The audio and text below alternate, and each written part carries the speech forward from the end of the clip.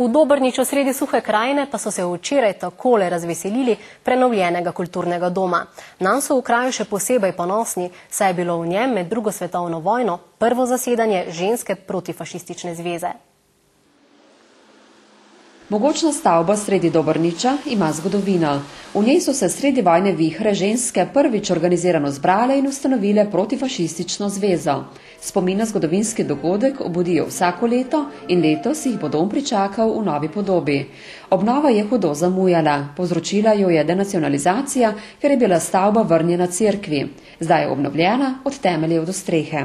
Če rečem, kot občinari pravimo, najtežji proračun krajevne skupnosti je prav leto 2008.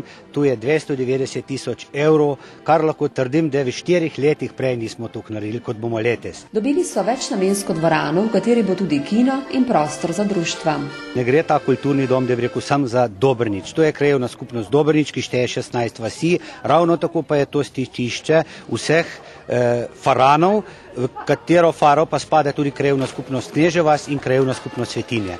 Tako da se bo te stekalo približno 1500 ljudi. Otvoritev prenovljenega kulturnega doma je bila praznik. Gospodinje so napekle dobrote, rokodelci so ponujali suhokranjske izdelke. Pozornost je vzbudil par v dobrniški noši. Do sedaj sva jo še malokrat uporabila, ker jo imamo dobrih 9 mesecev. Se pa oblečemo za kakšne kulturne prireditve v domačem kraju. Zdaj, ko imajo nov dom, bo za to še več priložnosti. Zavod Papilot, ki deluje